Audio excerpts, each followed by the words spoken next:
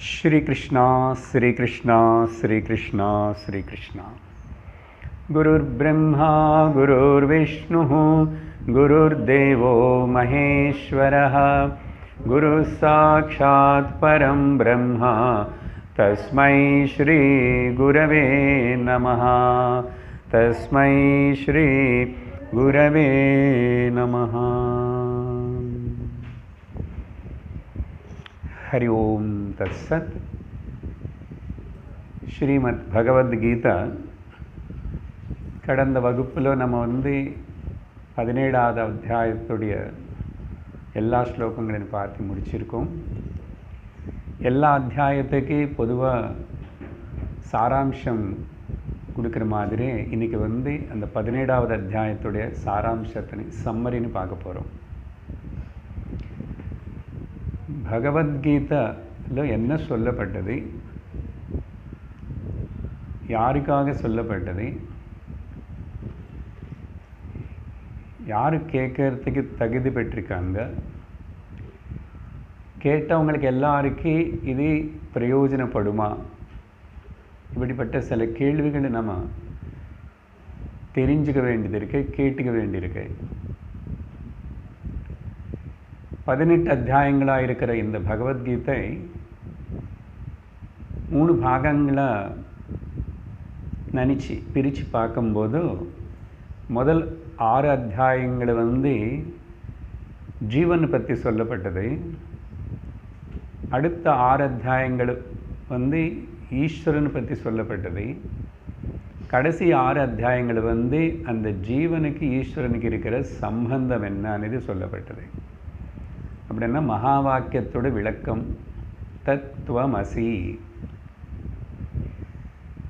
இந்த ஒரு 6 அத்தியாயம் அந்த பாகத்துக்கு ஷட்கம்னு சொல்லப்படுறது. அப்போது சரம ஷட்கம்னா 3வது ஷட்கத்தில்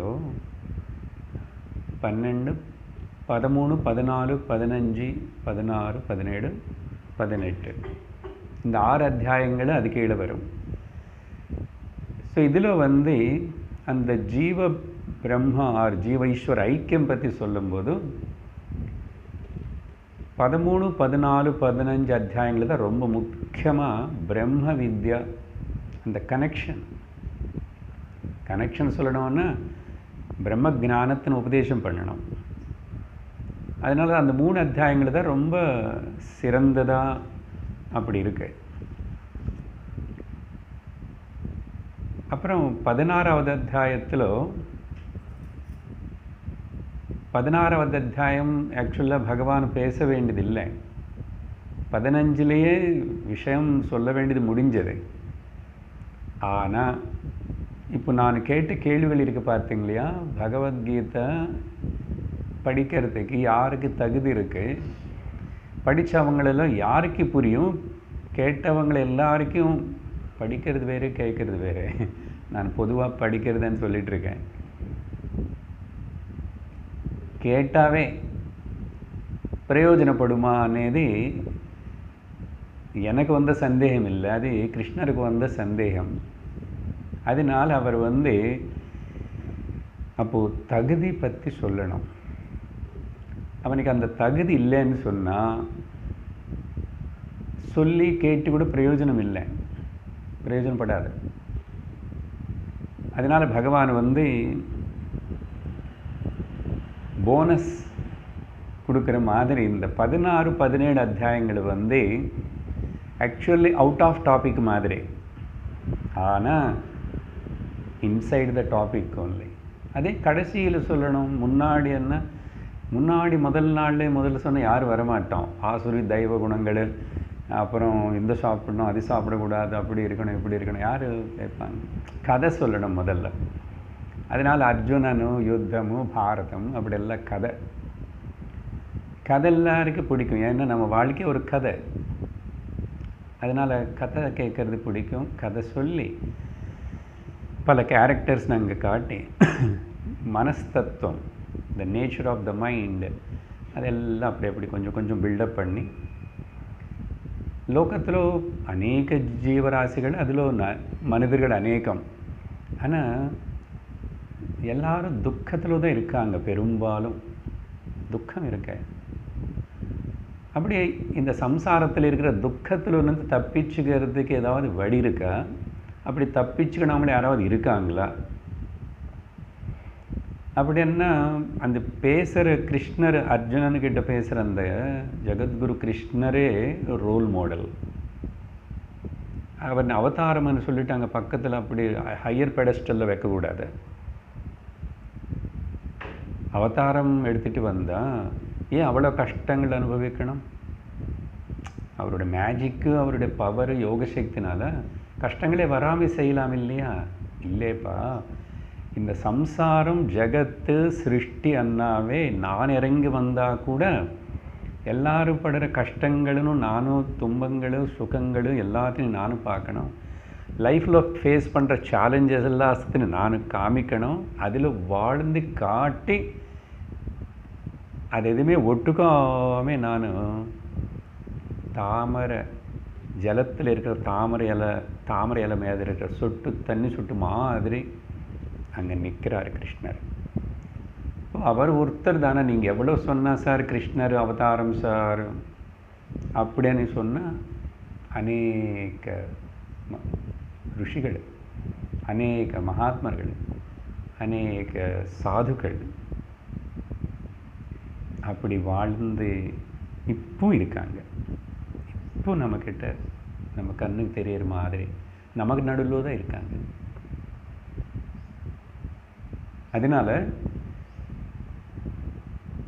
அப்போது இது எல்லாருக்கும் பிரயோஜனப்படும் எப்போன்னு சொன்னால் அவனுக்கு அந்த தகுதி இருந்தால்.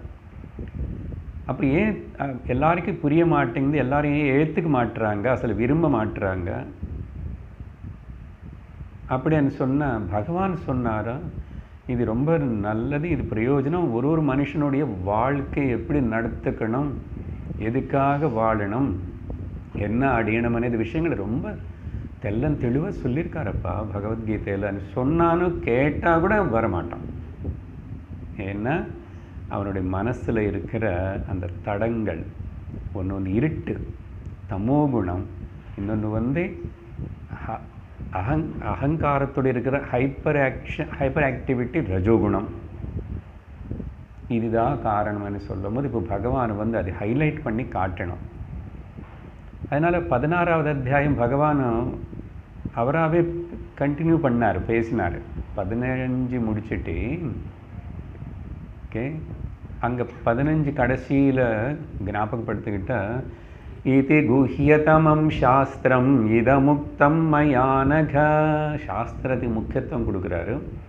சாஸ்திரத்தில் சொல்லப்பட்ட எல்லா வேதங்கள் உபனிஷத்தினுடைய சாராம்சம் இதுதான் அர்ஜுனா. இது ரொம்ப சீக்ரெட்டாக இருக்கு. மைக்கு வச்சு பேசினாலும் சரி, கூப்பிட்டு உட்கார வச்சு பேசினு சொன்னாலும் சரி புரியாது. இது குஹ்யதமம் சாஸ்திரம். ஏதத் புத்வா புத்திமான் ஸ்யாத். யாருக்கு விவேகம் இருக்கின்றனதோ, விவேகம் எப்படி வரும்? யாருக்கு வைராக்கியம் இருக்கின்றனதோ வைராக்கியம் எப்படி வரும்? விவேகம் இருந்தால் வைராக்கியம் வரும். முதல்ல விவேகம் இருக்கணுமே, சத்துவகுணத்தை வளர்த்துக்கணும். அப்போ நம்ம இன்ட்ராஸ்பெக்ஷன் பண்ணிக்க வேண்டியிருக்கு. ஒன்றும் கூச்சப்படாமல் நம்ம இன்ட்ராஸ்பெக்ஷன் பண்ணிக்கணும். அப்போ பகவத்கீதா ஒரு மனிதனுக்கு காட்டுற கண்ணாடி. கண்ணாடியில் என்ன மூஞ்சி நான் பார்த்துக்கிறேன், தெரியும் எப்படி இருக்கேன்னு. எங்கே சரி பண்ணிக்கணும், தலை எப்படி சீவிக்கணும், பொட்டு எப்படி வச்சுக்கணும் எல்லாம் பார்ப்பேன். ஆனால் பகவத்கீதா என்னுடைய உள்ள ஸ்வரூபத்தின்னு காட்டும். அப்படி பார்த்து கேட்டு என்ன நான் சரி பண்ணிக்கணும். பண்ணிக்கிட்டா சரி, பண்ணிக்கலன்னாலும் சரி. எப்போ ஒரு நாளைக்கு சரி பண்ணிக்குவேன், சரி பண்ணிக்க வேண்டிய நிலை வரும். இப்போ போஸ்ட்போன் பண்ணால் கூட அப்புறம் பண்ணிக்குவேன், பரவாயில்ல. இது தவிர வேறு ஏதாவது வழி இருக்கா சார்? இல்லவே இல்லை. நானிய பந்தா வித்யதே யநாய. வேறு பந்தா மார்க்கம் இல்லை. அதனால் நாம் கடவுளுடைய கிருபைனால பகவத்கீதை கேட்டோம், கேட்டுட்டு இருக்கிறோம். இன்னொரு அத்தியாயம் அதெல்லாம் சாராம்சந்தான் மறுபடியும் 18. ஸோ அதனால் இந்த ரிகலெக்ஷன், ரீகேப்சுலேட்டிங் இது ரொம்ப அவசியம். அதனால் கேட்டு முடிச்சிட்டோம் ஆயிப்போச்சுன்னு சொல்லக்கூடாது. ஆயிடுச்சு, எப்படி இருக்கும், மனசு எப்படி இருக்கு, என்னதான் புரிஞ்சது, மறுபடியும் மறுபடியும் கேட்கணும், வேறு வேறு விஷயங்களை கேட்கணும். எத்தனையோ கேட்டு முடித்தோம். அதே விஷயத்தினி பல வகையாக பல புஸ்தகங்கள் எடுத்து சொல்லிகிட்டே இருப்பார் குரு. நாம் சத்சங்கம் விடாமல் கேட்டுக்கிட்டே இருக்கணும். இன்னொரு பக்கம் வாழ்க்கை போகும், அது நடக்கும். அதோட அர்ஜென்சி தெரிஞ்ச தீவிரத்தை, தலைக்கு நெருப்பு பிடிச்சதுன்னு சொன்னால் நான் கங்கை ஜலம் வச்சுக்கிட்டு மட்டும்தான், கங்கா ஜலம் எங்கள் வீட்டில் ஃபில்டர் வாட்டர் வச்சு மட்டும்தான் நான் நினச்சிக்குவேன். வெயிட் பண்ணுவான் யாராவது. அது எப்படி எமர்ஜென்சி அர்ஜென்ட்டோ அந்த மாதிரி இந்த வாழ்க்கை అనేది ரொம்ப கஷ்டமாக, துன்பமாக, பிரச்சனையாக இருக்கு. ஏதோ அங்கங்கே கொஞ்சம் கொஞ்சம் அப்படி எப்படி சொட்டு சொட்டு சுகம் இருந்தால் கூட பயம் பயமாகவே இருக்கு. ஏன்னா இதில் சத்தியம் என்ன, எது தெரிஞ்சுக்கிட்டால் நான் இந்த சோக மோக பயத்திலிருந்து விடுவிக்கப்படுவேன் అనేది சிந்திக்க ஒரு சிந்தனை வந்ததுன்னா விவேகம் உருவாயிடுச்சுன்னு அர்த்தம். அது ரொம்ப சுப முகூர்த்தம், அது ஒரு மங்களகரமான விஷயம். அந்த ஒரு விவேகம் ஒரு வாட்டம் அந்த கேள்வி வரணும், வாட் இஸ் த லைஃப், ஏன் இந்த வாழ்க்கை అనేది, எதுக்கு, எங்கே நின்று வந்தோம், எங்கே போகிறோம், எல்லாம் ஏதோ ஒரு கேள்வி வரணும். இது இப்படி தானா? அப்புறம் கடைசியில் நம்மளை திட்டுக்கிட்டு, எல்லாருன்னு திட்டிட்டு, கடவுள்னு திட்டி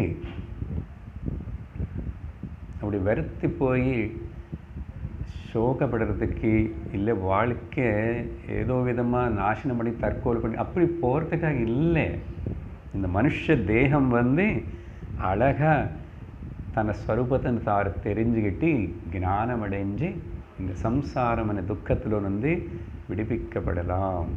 அப்படிப்பட்ட அழகான ஒரு மார்க்கம் வழிகாட்டியிருக்காரு ருஷிகள், பகவானே, வேதம், சாஸ்திர ரூபத்தில். ஸோ இவ்வளோ விஷயம் எதுக்கு பேசுகிறேன்னா இந்த கனெக்ஷன் தெரியணும். இன்றைக்கி சம்மரி பேசுகிறதுனால ஸோ 15 சொன்ன அந்த குஹ்யதமம் சாஸ்திரம்னு சொன்னார், 16 பேச தொடங்கிட்டார். அப்போது அந்த சாஸ்திரம் என்ன சொல்கிறதனேது இதில் விவரித்தார். 16 எப்படி எங்கே சொன்னார் அப்படின்னா 16 அத்தியாயம் கடைசியில் மறுபடியும் ஒரு வார்னிங் மாதிரி கொடுத்துட்டு, தஸ்மாச்சாத்திரம் பிரமாணம் தே காரியம் வியவஸ்திதோ, 16 கடைசி ஸ்லோகம். ஞாத்வா சாஸ்திர விதானோக்தம் கர்ம கர்த்து மிஹார்ஹசி. லோகத்தில் இந்த சரீரம் இருக்கிறவங்க வரைக்கும் எல்லோரும் நம்ம கர்ம பண்ணிட்டு தான் இருக்கணும், வேற வழி இல்லை. சன்னியாசி கூட அவங்களுக்கு சரீரம் பார்த்துக்கணும், சாப்பிடணும், அவங்களுக்கு குளிக்கணும், நடக்கணும், பிக்ஷைக்கு போகணும், கர்ம தானே இதெல்லாம். அவங்களுக்கு ஏதோ ஒரு நியமம் நிஷ்டை ஏதோ வச்சு எல்லாருக்கும் இருக்கு, சரீரம் இருக்கிற வரைக்கும். அப்போ பகவான் என்ன சொல்கிறாருன்னா இந்த ஸ்லோகத்தில் அந்த கர்ம எப்படி பண்ணணும், கர்ம எப்படி நமக்கு பந்தம் ஆகாமல் செஞ்சுக்கணும். ஓகே, கர்ம ஒரு நமக்கு வியாதி ஆகக்கூடாது. சரீரத்துக்கு வியாதிகள் வரும். ஒரு இடத்துல சொல்லப்படுறது இந்த சரீரம் అనేది ஒரு வயல். பகவத்கீதையிலே சொல்லியிருக்கு, க்ஷேத்திரம் ஒரு வயல் மாதிரி. அந்த நிலத்தில் வயலுக்குள்ள என்ன வளரும் అనేది நமக்கு தெரியாது. அது எப்படியோ தானாகவே எங்கேருந்து உளுந்து என்னென்னமோ வளரும். இந்த சரீரம் அనే வயலுக்குள்ள என்ன வளரும்னா வியாதிகள் வளரும், யாரும் தடுத்த முடியாது. சரியா? அப்போது அது ஏன் வியாதிகள் ஏன் வரணும்? எல்லாம் ஆரோக்கியமாகவே இருக்கலாம் இல்லைன்னு அப்படி இல்லை. கர்ம நீ இதுக்கு முன்னாடி ஜென்மங்களுக்குள்ளே என்னென்ன செஞ்சியோ அதோட பலத்துக்கு தகுந்த மாதிரி புண்ணிய கர்மக்கு புண்ணிய சுகமும் பாப கர்மத்துக்கு துக்கமும் வந்துகிட்டே இருக்கும். அப்போது இந்த சரீரத்துக்கு ஒரு வியாதி கூட துக்கம் கூட பாபத்தினால வரும். அது ஏதோ கனெக்ஷன் இருக்குது. அதெல்லாம் சொன்னால் புரிகிற விஷயம் இல்லை, ஒத்துக்க வேண்டிய விஷயம், ஏற்றுக்க வேண்டிய விஷயம். யாராவது இல்லைன்னு சொல்லுவீங்களா? அப்போ இது சத்தியமாக இருக்கும்போது அப்போ எப்படி தப்பிச்சுக்கிறது? ஏதாவது வழி இருக்கா? இருக்கு. இனிமே செய்கிற கர்மங்கள் எல்லாமே ப்ளஸ் படிய பாப்பம் அந்த கர்மங்கள் எல்லாத்தையும் கொஞ்சம் நல்லிஃபை பண்ணி நியூட்ரலைஸ் பண்ணுறதுக்காக இப்போ ஒழுங்க இரு. இப்போ అనేది நம்ம கையில் இருக்க. நடந்து போன விஷயம் பற்றி நமக்கு கையில் இல்லை.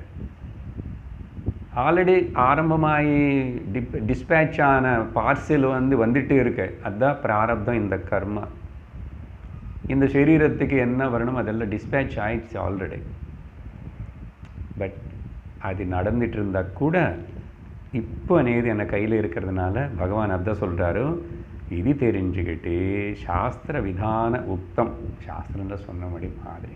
ஏன்னா எது அப்புறம் யார் சொன்னது சார்ன்னு கேட்கணும் இல்லையா? அதனால் ஒரு பர்மனெண்ட்டு மேன்யூல் வச்சிருக்காரு சாஸ்திரம். சாசனாத் இது சாஸ்திரம், சாசயதி இது சாஸ்திரம். அப்படி கர்ம செய்ய வேண்டியிருக்கு அர்ஜுனானு 16வது அத்தியாயம் கடைசியில் இன்ஸ்ட்ரக்ஷன். அது இது சொன்னதுக்கு பிறகு இப்போது அர்ஜுனனுக்கு சந்தேகம் வந்துச்சு. 15 வரைக்கும் கேட்டதுக்கப்புறம் சந்தேகம் வரல. பகவான் ஏதோ போனஸை கொஞ்சம் சொல்லணும், இன்னும் அவருக்கு இன்னும் கிளியராக கொஞ்சம் சொல்லலாமே அனு சொன்னார். இது 16வது அத்தியாயம். 16 முடிஞ்சதுக்கப்புறம் 17 అనేది அந்த கேள்வியோடு ஆரம்பிக்கிறது. அர்ஜுனனுக்கு கேட்குறான் கேள்வி முதல் ஸ்லோகத்தில் என்னன்னா, ஓ கிருஷ்ணா நீ சொல்கிறிய சாஸ்திரம் சொன்ன விதமானே. ஆனால் அர்ஜுனன் கேள்வியில் ரொம்ப சிம்பிளாக ஆஸ்திகர்களாக இருக்கிறவங்க, பக்தி இருக்கிறவங்க பகவான் மேலே ஈஸ்வரன் மேலே பல விதமாக பூஜிப்பாங்க இல்லையா? அவங்களுக்கு ஆனால் சாஸ்திரத்தில் சொன்ன மாதிரி கேட்டுக்காமே ஏ சாஸ்திர விதி முஸ்ருஜ, சாஸ்திரத்தோட விதின்னு விட்டுட்டான். அங்கே கேட்குறதுக்கு அவனுக்கு வாய்ப்பு வரல, கேட்டானும் புரியல, புரிஞ்சானும் செய்கிறதுக்கு சக்தி இல்லை. அப்படி இருக்கிறவன் ஆனால் பக்தி பண்ணுவான், ஆஸ்திகன்தா, சாஸ்திரம் இருக்கன்னுவான், தூரன்னு பார்த்து நமஸ்காரம் பண்ணுவான். பகவத்கீதா அங்கே வச்சு பூஜை பண்ணி ஒரு பூ போட்டுடுவான். ஆனால் அதில் என்ன சொல்லியிருக்க கேட்கணும் அப்படின்னு எதுவுமே செய்ய மாட்டான். அப்படி பூஜை பக்தி செய்கிறவனு, அந்த ரிலீஜியஸ் ப்ராக்டிஸினை அனுசரிக்கிறவனு, அவனுக்கு எல்லாருக்கிட்ட ஒரே விதமான ஸ்ரத்தை இருக்குமா? இதுதான் கேள்வி. எல்லாருக்கும் ஒரே விதமாக இருக்குமா ஸ்ரத்தா? கோவிலுக்கு 100 பேர் வராங்கன்னா எல்லாரும் ஒரே மாதிரி பக்தியா, ஒரே மாதிரி ஸ்ரத்தையா, எல்லாரும் ஒரே கோயிலுக்காக வராங்க, என்னென்னமோ பண்ணுறாங்க இல்லையா? அந்த ஸ்ரத்தை ஒன்றாவாக இருக்குமா? எப்படி இருக்கும்? இல்லை குணங்களை பற்றி கேட்டிருக்கான் இல்லையா 14வது அத்தியாயத்தில்? இல்லை சத்வகுணமும் ரஜோகுணமும் தாமசிக குணத்துக்கு தகுந்த மாதிரி அவங்க ஸ்ரத்தை இருக்குமா அப்படின்னா கேள்வி ரொம்ப தெளிவாகவே கேட்குறான். ஆனால் பூஜை இந்த ஈஸ்வர வழிபாடு அதை பற்றி மட்டும்தான் கேள்வி கேட்குறான். அதுக்கு இங்கே அர்ஜுனன் உபயோகப்படுத்தின வார்த்தை யஜந்தே, யஜனம் யக்னம், இது 2 ஒன்று தான். புரிஞ்சுதா? ஸோ இந்த இன்ட்ரடக்ஷன் இதெல்லாம் ரொம்ப முக்கியம். சம்மரி கொடுக்கறதுக்கு காரணமே, உங்களுக்கு ஏதாவது சந்தேகம் இருந்தால் கூட மறுபடியும் இந்த சம்மரி மட்டும் பகவத்கீதை அந்தந்த அத்தியாயத்தினை கேட்டுக்கிட்டாவே சில என்ன தான் பண்ணிட்டோம் இவ்வளோ 2-3 வருஷம் ஒரு ஐடியா வரும். தெரியல, நிறைய பேர் அதாவது கேட்கலாமான்னு கேட்குறாங்களோ என்னன்னு தெரியல. வராதவங்க, இது முன்னாடி வந்து அப்புறம் வராதவங்க. சரி, அப்படி ஆரம்பித்த இந்த அத்தியாயம் கேள்வி. அப்புறம் பகவான் அதுக்கு பதில் சொல்ல தொடங்கிட்டார். பதில் சொல்லும்போதும், ஆமாம் அர்ஜுனா, நீங்கள் சொன்ன மாதிரி 3 வகையான குணங்களுக்கு தகுந்த மாதிரி தான் அந்தந்த வழிபாடு அவங்களுக்கு செய்கிறதெல்லாம் கூட அவங்கவுங்க ஸ்ரத்தைக்கு தகுந்த மாதிரி தான் இருக்கும் அப்படின்னு சொல்லி பகவான் வந்து இந்த 16-17 அத்தியாயங்கள் போனஸ்ன்னு சொன்னானே, இல்லை சாஸ்திரம் என்றானே. என்னது? சாஸ்திரத்துடைய பூர்வ பாகத்தில் இருக்கிற ஓகே கர்மகாண்டத்தில் சொல்லப்பட்ட தர்ம விஷயம். இது போனஸ்ன்னு சொன்ன சும்மா அந்த வார்த்தை நான் யூஸ் பண்ணுறேன். தர்மம், தார்மீகமான ஜீவனம் இல்லைன்னா பிரம்ம ஜானம் அடையிறது. தர்மம் இல்லாமல் பிரம்மம் தெரிஞ்சுக்க முடியாது.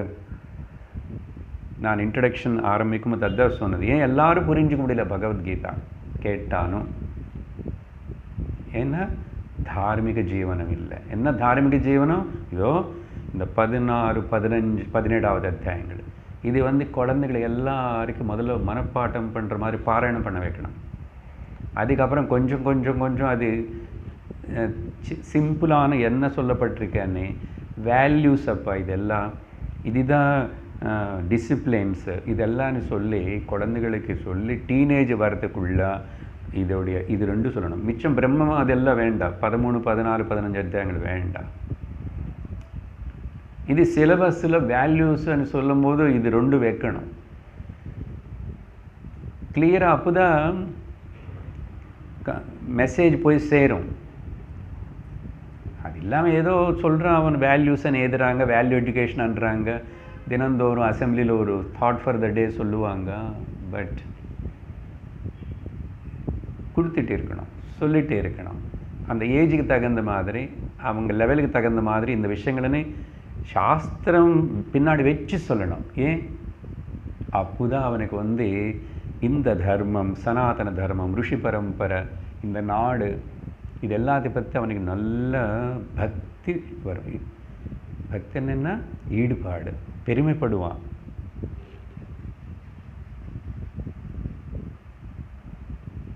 Feel proud to be Hindu. எவ்வளோ தைரியமாக விவேகானந்தர் சொன்னார். நம்ம இப்போ சொல்கிறது பயப்படணும். சொன்னால் நம்ம செக்குலர் அணுவான், அது அணுவான், இது அணுவான், நம்ம மேலெல்லாம் தூசி போடுவான். ஏன் இப்படி இருந்தாப்போ இந்த நாட்டில் என்ன சம்ஸ்கிருதி இருக்கோ அது நம்மளோட சம்ஸ்கிருதி, நம்ம பெருமைப்படணும். ரோமனில் இருக்கிறவன் அவன் அதை பெருமைப்படட்டும், போகட்டும். நம்ம அப்போ அது குழந்தைகளுக்கு சொல்லி தரலன்னா எப்படி? ஓகே, அந்த குழந்தைனே வந்ததுனால இந்த பாயிண்ட் சொல்லலை. நான் திங்க் பண்ணியிருக்கேன். குழந்தைகளுக்கு என்ன சும்மா ஏதோ ஸ்லோகம் சொல்லி சொல்கிறது மாதிரி இல்லை. அது ஆரம்பிப்பான். டீனேஜ் தாண்டி வாழ்க்கையில் என்டர் ஆகிறதுக்கு முன்னாடி they must know study this. சரி, என்ன சொல்லிட்டுருக்கேன்? தார்மீக ஜீவனம் ரொம்ப முக்கியம். இது ஏதோ பிரம்மம் தெரிஞ்சுக்கிறதுக்கு மட்டும் இல்லை, உன்னுடைய சாதாரண வாழ்க்கை லைஃப் கூட நிம்மதியாக சாந்தமாக இருக்கிறதுக்கு தார்மீக ஜீவனம் வேணும். எனக்கு பிரம்மம் அதெல்லாம் வேண்டாம், ஆத்ம ஜானம் அதெல்லாம் அப்படின்னு சொன்னால் கூட இது வேணும். உங்கள் லைஃப் சாதாரண ஜீவனமே மொராலிட்டியோடு நல்லா இருக்கும். யாருக்கும் தொந்தரவு பண்ண மாட்டேன், நீயும் நிம்மதியாக இருப்பேன். அதுதான். அப்போது தார்மீக ஜீவனம்னா என்ன?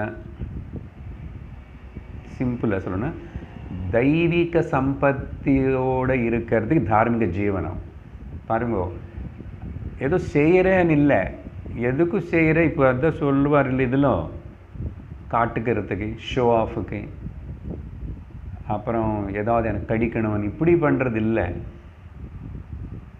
அந்த தெய்வீ சம்பத்து உனக்குள்ளே இருக்கணும். அதனால தான் 16வது அத்தியாயத்துடைய பேர் வந்து தெய்வாசுர குண சம்பத் விபாக யோகம். அதுக்கு ரெண்டுத்துக்கு கனெக்ஷன் பண்ணிட்டு பேசிகிட்டு இருக்கேன். ஸோ தார்மிக ஜீவனம்னா அப்படின்னு புரியும். தார்மிக ஜீவனம் இஸ் ஈக்குவல் டு தெய்வீ சம்பத்தியோடு அந்த மனுஷன் இருக்கிறதே. அதனால கண்டிப்பாக கோயிலுக்கு போய் தான் ஆகணுமா? கோயிலுக்கு போகணும்னு அவசியம் இல்லை, போனால் போ. ஆனால் உனக்கு உள்ள தெய்வீ சம்பத்தி இருக்கா? மார்கழி மாதம் ஏந்திரிக்கலையோ பரவாயில்ல. அந்த ஏந்திரிச்சு பச்சை தண்ணியில் குளித்து கோயிலுக்கு போகிறது தான் தார்மீகம் நினச்சிக்காத. அதுக்கு தான் இது படிக்கணும். குணங்கள், த குவாலிட்டிஸ், டிவைன் குவாலிட்டிஸ் மனசில் இருக்கணும். அப்போது தெய்வீ சம்பத்துன்னு சொன்ன ஆப்போசிட் சொல்லணும். ஆசுரி குணங்கள், த டெவிலிஷ் டெமோனிக் குவாலிட்டிஸ் இருக்கு. அது இருந்தால் என்ன அர்த்தம்னா அது தார்மிக ஜீவனம்னு சொல்ல முடியாது, மெட்டீரியலிஸ்டிக் லைஃப் ஸ்டைல்னு சொல்லணும். எல்லாம் நான் கிளாஸில் அப்பப்போ பேசினத விஷயங்கள், ஆனால் சிந்தசைஸ் பண்ணுறோம். மெட்டீரியலிஸ்டிக் லைஃப் ஒரு போகம், சாப்பாட்டு, பணம், பேரு, புகழ், இவ்வளோதான் லைஃப்னா அவ்வளோதான். அதெல்லாம் சக்ஸஸ்ஃபுல். இன்னொரு விதமாக சொல்லணும், outer success is called materialistic life and the ஆசுரி குணங்கள். Inner growth is called the தெய்வீ சம்பத்தி தார்மிக ஜீவனம். ஏன் இன்னர் growth தான் முக்கியம், outer growth is not important, but some extent important inner growth. அப்போது இந்த தெய்வீ சம்பத்தி இல்லைன்னா உன்னோட இன்னர் growth இருக்காது. ஸ்பிரிச்சுவல் growth, இன்னர் growth என்ன? வெளியில் படிக்காதவனும் பணம் சம்பாதிக்கிறான், படித்தவனும் சம்பாதிக்கிறான். எல்லா மனுஷனும் சம்பாதிச்சுக்கிட்டு வாழறான், சாப்பிட்றான், தூங்குறான், குழந்தைங்க பெற்றுக்கிறான், எல்லாம் செய்கிறான். இன்னும் சொல்ல வந்த ஜந்து கூட அது பண்ணுறது. அப்போ something there should be difference, is it not? அது என்னன்னு இன்னர் growth. அது அவனுக்கு இல்லாமல் ஆகிடும்னு உள்ள பகவானே ஒரு இடத்துல சொன்னார். He loses that chance of spiritual upliftment. கடிச்சது கை விடுறானே அயோக்கிய பையன். அந்த தமிழும் நல்லா இருக்கு அந்த வார்த்தை.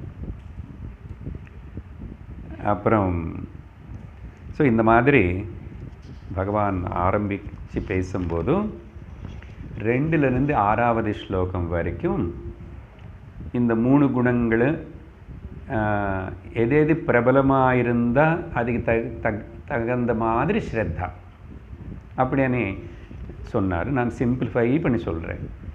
சாத்விக ஸ்ரத்தா இருக்கிறவன் வந்து சாத்விக தேவதைகளுக்குள்ள கூட 3 ரகம் இருக்காங்க.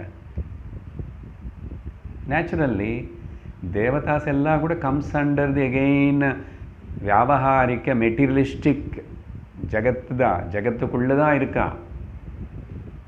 எல்லாம் இந்திர சந்திர சூரியன் எல்லாரும் ஜகத்துக்குள்ளே தான். ஆனால் கிரடேஷன் டிஃபரெண்ட், அவ்வளோதான். இங்கே எப்படி நமக்குள்ளே வித்தியாசம் இருக்குது சொன்னேன் இல்லையா? இந்திரலோகம், சந்திரலோகம், பித்ருலோகம், கிரடேஷன். அந்த சந்திரலோகம் இந்திரலோகத்தில் கூட முன்னாடி வருஷம் வந்து 10,000 டிக்கெட்டு, அதுக்கப்புறம் கடைசி போகும்போது 250 ரூபாய் டிக்கெட்டு. இல்லை MiG group, LIG group, medium income அப்படி தான். அப்போது இவங்க வந்து சாத்விக தேவதைகளே அப்படின்னா அக்னி முதலான இதெல்லாம் சாத்விக தேவதை. அப்படின்னு அர்த்தம் என்ன தெரியுமா? வைதிக தேவதைகள். வேதத்திலோ அந்த சூக்தங்களுக்குள்ள ஆக்சுவலி அந்த முன்னாடி யுகங்களுக்குள்ள எல்லா இடத்துலோ இங்கே வந்து சாத்விக தேவதைகள் என்னார் பகவான் தவிர அவதாரங்கள்னு சொல்லலை. இம்பார்ட்டண்ட் பாயிண்ட், அவதாரங்கள்னு சொல்லலை. அவதாரங்கள் வந்து ஒரு குறிப்பிட்ட சமயத்தில் வந்து இங்கே நம்மள நடுவில் இருந்து ஏதோ கொஞ்சம் ஆனால் பெருமை இருக்கும், ப்ராவிஸ் இருக்கும், ஈஸ்வரத்துவம் இருக்கும். ஆனால் கூட அந்த அவதாரம்னு சொல்லலை.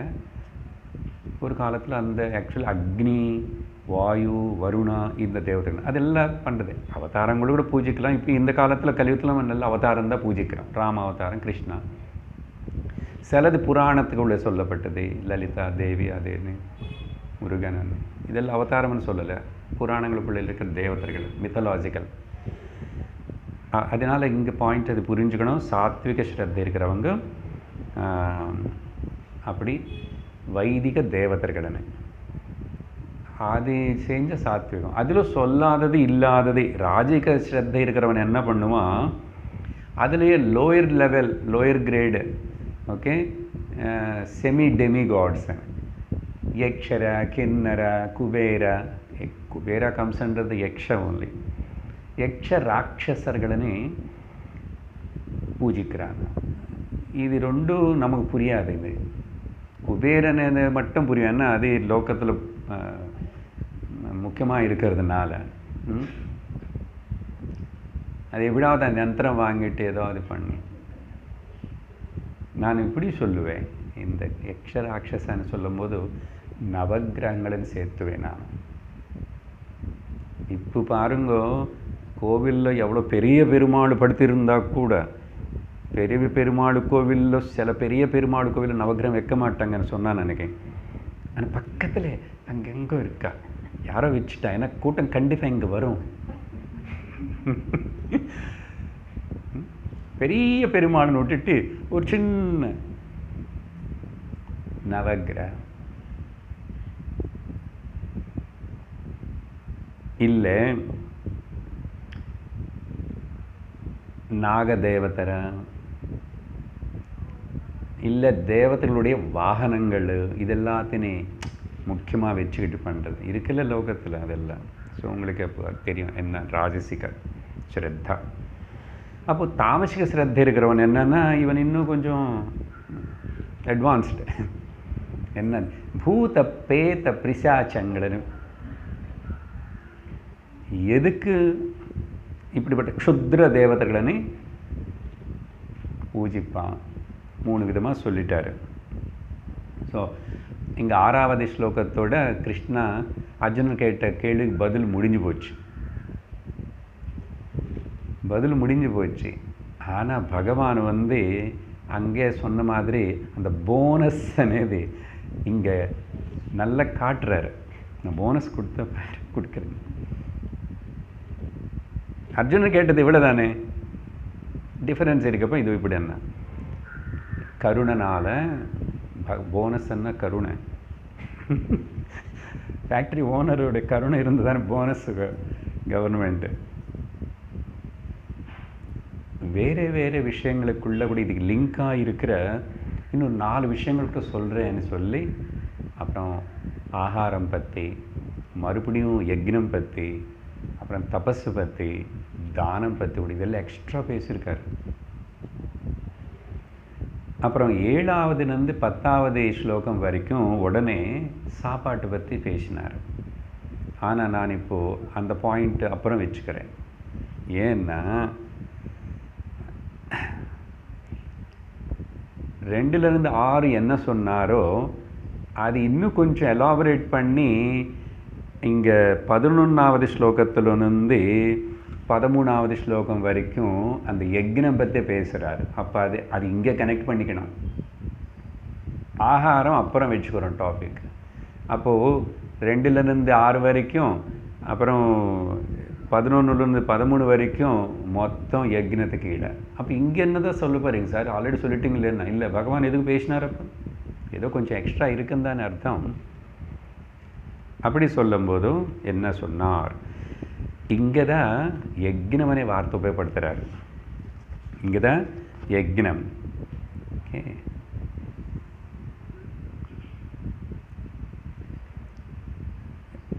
எல்லா ஸ்லோகத்திலும் இருக்குது. யஷ்டவ்யம் யக்னம் 12 இருக்குது பாருங்கோ. ஸோ 11 இருக்கு. அபலாகாங்ஷிபிர் யக்னஹா, பார்த்தீங்களா? அப்போது இந்த யக்னமனை வார்த்தைங்க அங்கே யஜனமனை ஆரம்பத்தில் சொன்னது 2 ஒன்றுன்னு தெரிஞ்சுக்கணும். சரியா? என்ன சொன்னாருங்க இப்போது? மறுபடியும் அதே ஆர்டர். சாத்விக, அந்த சாத்விக ஸ்ரத்தை இருக்கிறவன் யக்னங்களை வந்து எந்த பலம் ஆசிப்பாம செய்வான். அப்புறம் நான் பாயிண்ட் வைஸாக சொல்லிட்டு போயிடுவேன்.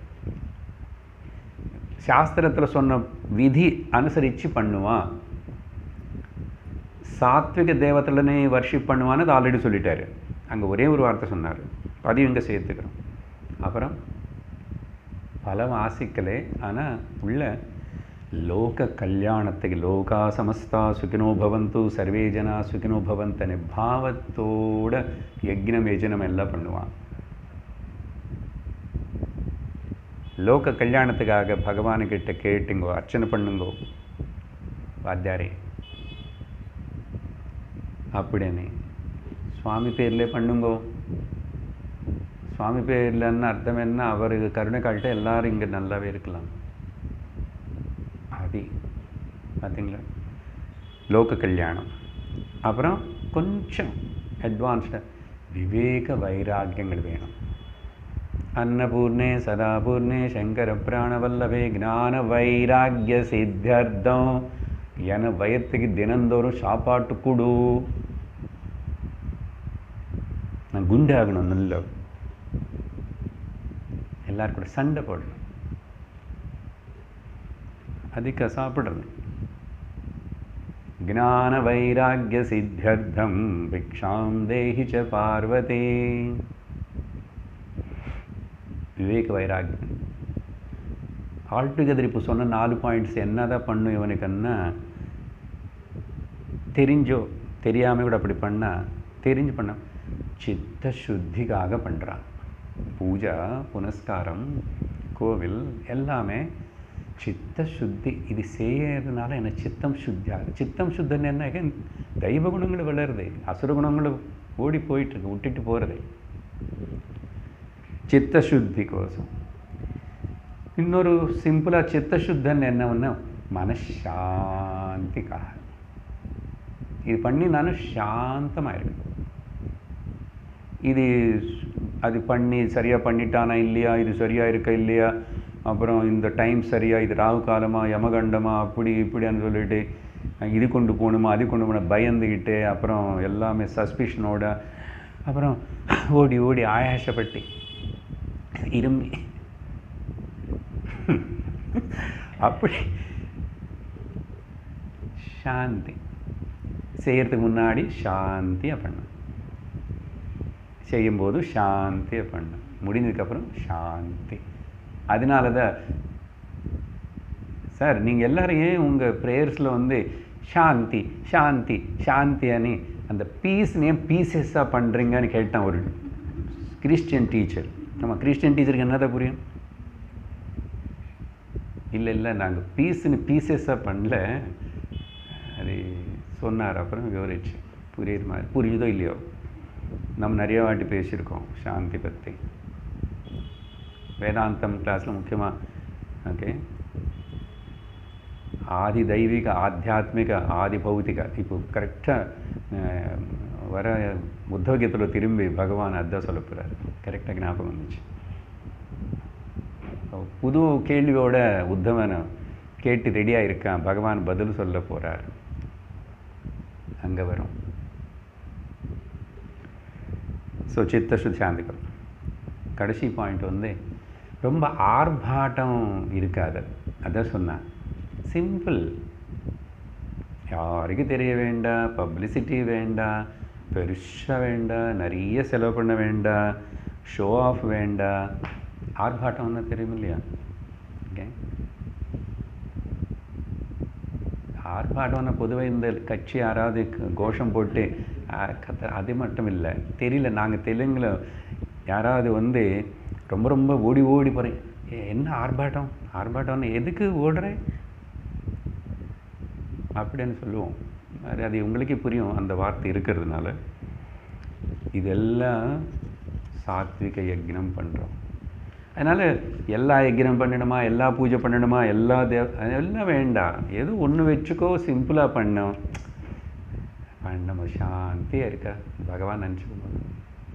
அப்படி இருக்கணும். இது தெரியாமல் நிறைய பேர் வயசானதுக்கப்புறம் கூட முடியாமல் கூட இந்த நவராத்திரி வந்த பாருங்க, சில பேர் வந்து அப்பப்போ முடியாது. ஆனால் பெரிய குழு வைக்கணும், வைக்கிறதுக்கு ஒரு 10 நாள் முன்னாடி நின்று தயார் பண்ணணும். அதெல்லாம் எடுத்து திரும்பி பேக் பண்ணி மேலே வைக்கிறதுக்கு அப்பா அதுக்கு அந்த டஸ்ட்டு எலர்ஜி வந்தாலும் சரி, ஆஸ்தமா இருந்தாலும் சரி, நான் நிறைய பேர் பார்த்தா அப்படி. அப்போ ஏதோ பண்ணிங்க போதும்,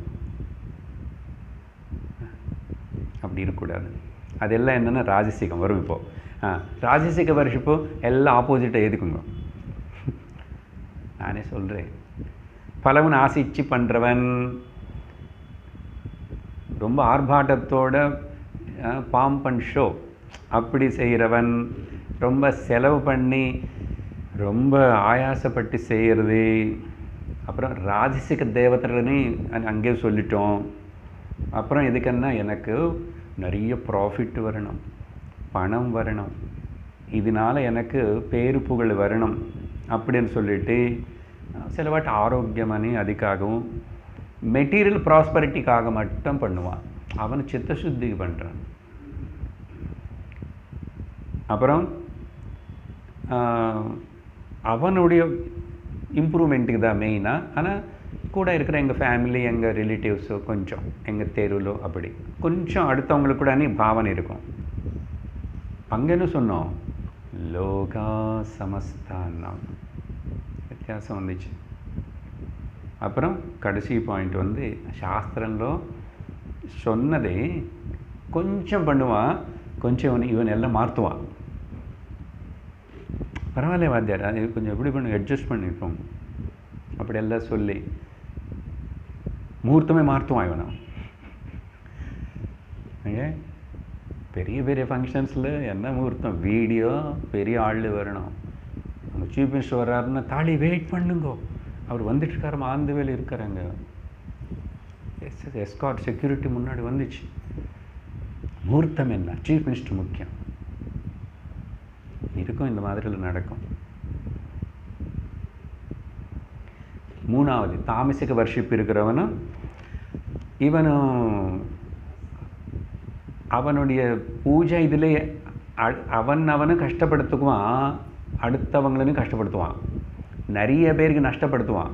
அங்கே என்ன சொன்னோம், நிறைய பேருக்கு நல்லதுன்னா ரெண்டில் வந்து கொஞ்சம் பேருக்கு எங்கள் சின்ன சர்க்கிள். இவனை வந்து நிறைய பேர் அடிஞ்சு போடும். அதுக்காக தான் இந்த பிளாக் மேஜிக் அது இது பண்ணி எல்லாரும் சாவடிக்கிறதுக்கு, இது பண்ணுறதுக்கு பகை துவேஷம் அதெல்லாம் தீர்த்துக்கிறதுக்கு, எனிமிட்டி அதுக்கெல்லாம் பண்ணுவான். அப்புறம் அவனுக்காக மட்டும். அப்புறம் அதுக்கு என்ன பண்ணுவான், இதுக்கு யார் உதவி பண்ணுவான், க்ஷுத்ர தேவதர்கள், அதுதான் இந்த பிரேத பூத பிசாச்சங்கள்.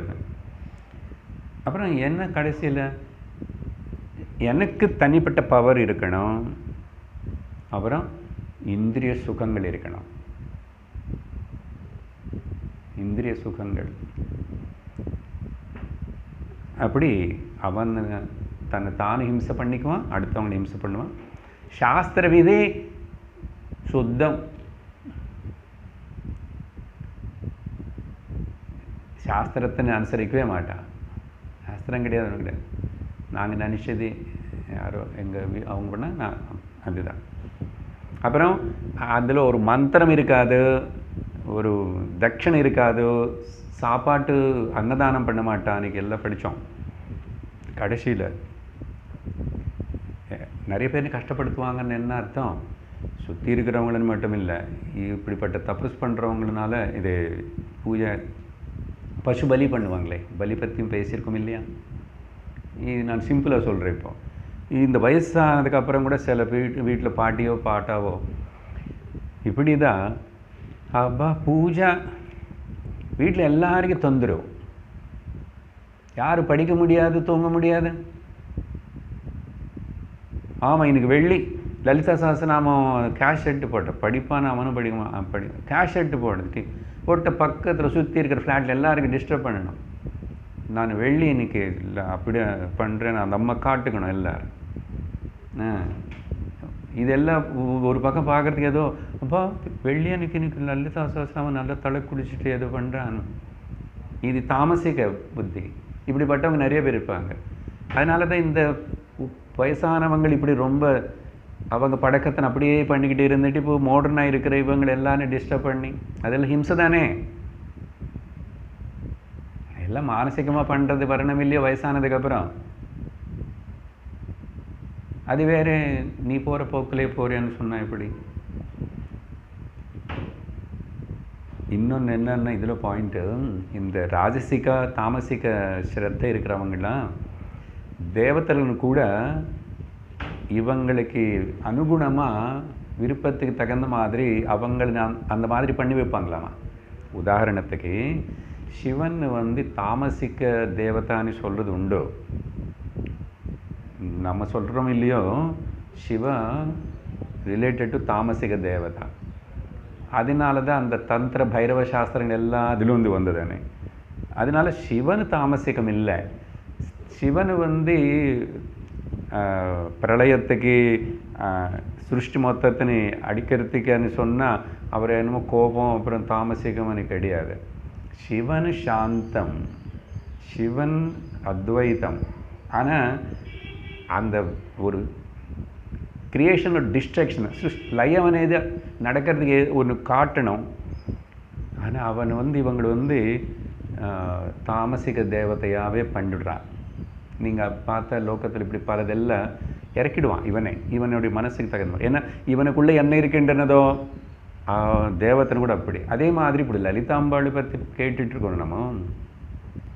ஆனால் இந்த கிராமத்தில் அங்கங்கே இப்படியெல்லாம் அப்படி சக்தி வர்ஷிப்புக்குள்ளே வரும்போது பார்த்தோம்னா ரொம்ப பயங்கரமாக பண்ணி காளியன்னா அப்படி ரௌத்ரம் அப்படி குரூரம் இப்படி எல்லாம் சொல்லிட்டு அது எப்படி லலிதாம்பாள் லலிதம்னு சொன்னதே அது என்னன்னா உனக்குள்ளே இருக்கிற குணங்கள் அப்படி வெக்தங்கமாகும். அது சக்தி. என்ன சொன்னோம்?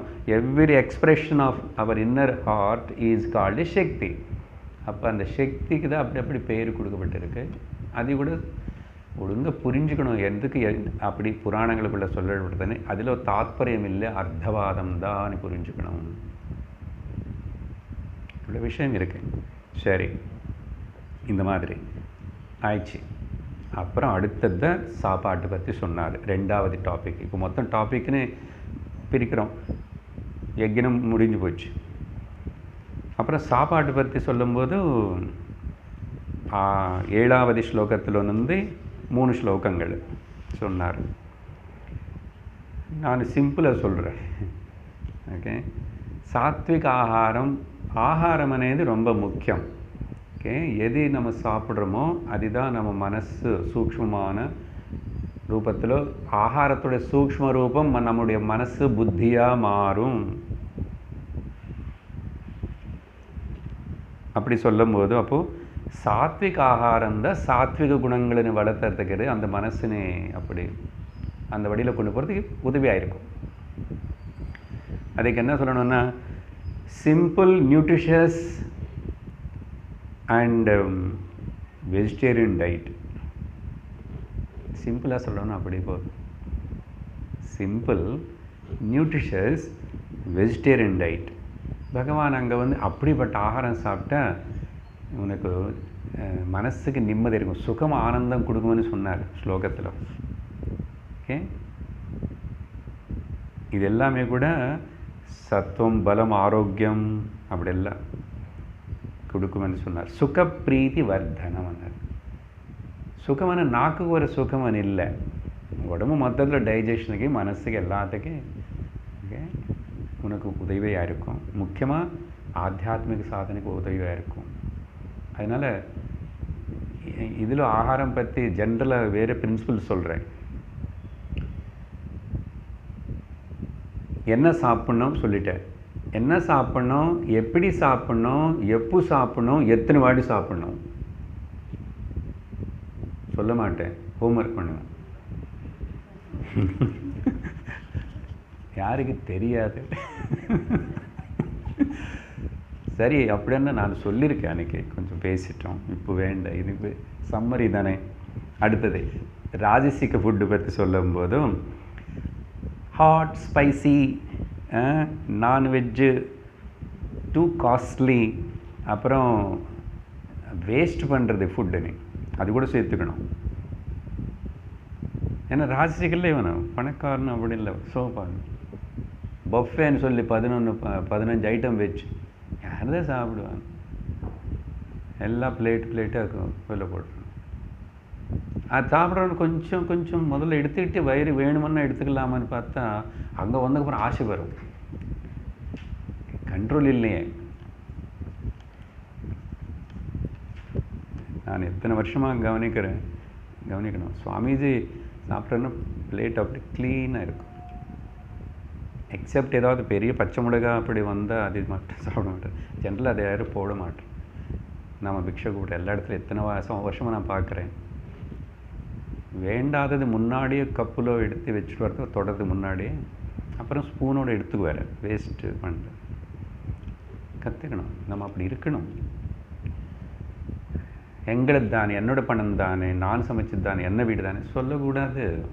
அன்னபூர்ணா அப்புறம் அடுத்த ஜென்மத்தில் சாப்பாடு கிடைக்காது. சார் ஜென்ம வேண்டாம் சார், அப்படி வா வடிக்கு. சரியா?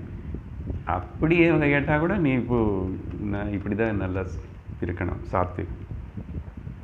அப்புறம் நிறைய வெரைட்டிஸ் வேணும். அப்புறம் இதில் ஆல்கஹாலு, எக்கு, ஸ்மோக்கிங்கு இது எல்லாத்தையும் சேர்த்துக்குங்க. சரியா? அப்படி இருக்கிறாங்க. முடிஞ்சு போச்சு லிஸ்ட்டு. பொதுவாக இவங்களெல்லாம் டைம் பார்க்க மாட்டோம், எப்போ கண்டுபிடி அப்படி இப்படி எங்காவது எப்பாவது அப்படி இல்லை. அதனால தான் ராத்திரி முழுஷா திறந்து வைப்பறான். இனிமேல் இருக்கு கூத்து. ஜனவரி வருது இல்லை, என்னென்னமோ ஆகும். இப்போ வேறு கொஞ்சம் கொரோனா குறைஞ்சிச்சா, எல்லோரும் டபுள் டோஸ் போட்டு வச்சுருக்கனால கவர்மெண்ட்டு ரூல்ஸு. ஸோ இப்போ இந்த டோஸ் வேண்டாம், வேறு டோஸ் போட்டுக்கணும்னு அவன் போவான் அன்றைக்கி.